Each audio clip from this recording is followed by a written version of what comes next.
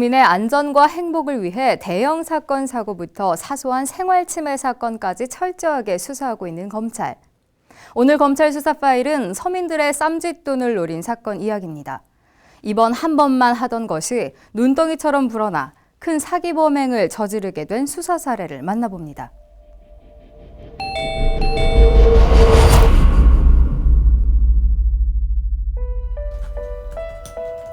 사건은 잘 알려진 중고 사이트에서 시작됐습니다.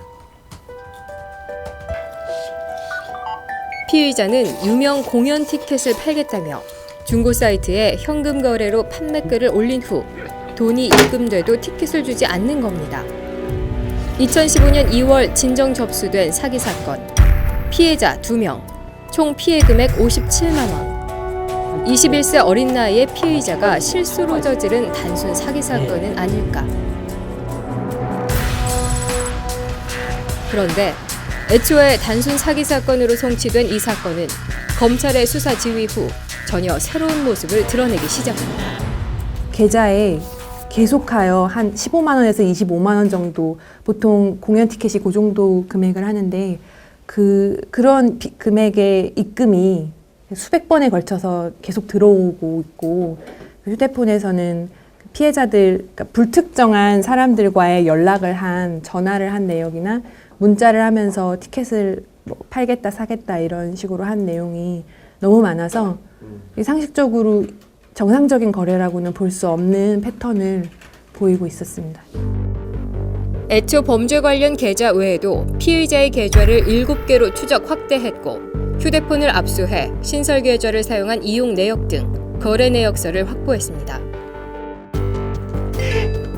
수사 결과 피의자는 2013년 5월부터 유사한 사기 범행을 저지르기 시작했고 놀랍게도 범행의 피해자만 835명. 피해 금액은 무려 2억 700여만 원에 이른 것으로 드러났습니다. 그렇다면 김 씨는 어떻게 같은 사이트에서 비슷한 수법으로 수백여 회에 걸쳐서 사기 범행을 저지를 수 있었던 걸까? 기존에 자기가 인터넷 티켓 예매 사이트에서 수십 개에 걸쳐서 일단 예매를 다 해놓고 어차피 자동 취소될 거니까 예매된 상태에서 그걸 쫙 캡처한 걸 계속 돌려 사용하면서 피의자가 워낙 티켓 예매한 거를 딱 보여주면서 몇 열에 있는 몇 석이다 뭐 하면서 자기도 어렵게 구한 로얄석이다 이런 식으로 얘기를 하고 좀 믿게끔 이제 하다 보니까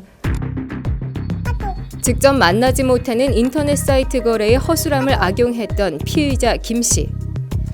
실제 공연 티켓을 가지고 있지 않으면서도 다른 사람의 블로그 등의 티켓 예매 내역을 사진으로 찍어서 마치 자신이 예매한 것처럼 판매 게시글을 올렸고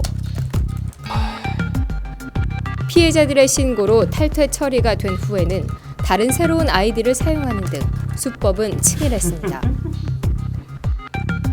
직접 만나지 않는 인터넷 거래였던 만큼 의심을 피하기 위해 지속적으로 문자 메시지를 주고받으며 신뢰와 친분을 쌓았다가 사기가 들통나면 피해자에 대한 인신공격도 서슴지 않았던 것으로 드러났는데요.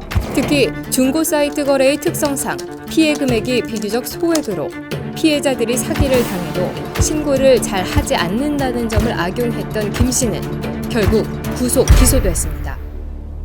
인터넷 사기는 사람을 만나지도 않았는데 이런 사진이나 이런 믿음을 갈 수 있는 그런 것들을 보여주면서 자기 것이 아닌데 자기 것이냐 이렇게 해서 보여줌으로써 그거에 속는 사람들은 또 급한 마음에 속게 되잖아요. 당했을 때는 꼭 반드시 당했다라는 걸 알려주시고 소액이기 때문에 귀찮다고 또 생각하지 마시고. 피해자들이 전국에 걸쳐서 분포되어 있는데 액수가 작다 보니까 사기 신고를 해야겠다, 고소를 해야겠다는 생각을 이제 하지 못하고 그러다 보니 개개인적으로는 굉장히 소액의 사건이니까 다 묻혀버렸던 것이 있었고 인터넷에서 물건을 사고 팔 때는 좀 상대방에 대해서 확실하게 좀 확인을 해보고 나서 돈을 입금하는 것이 좋겠다는 생각이 듭니다.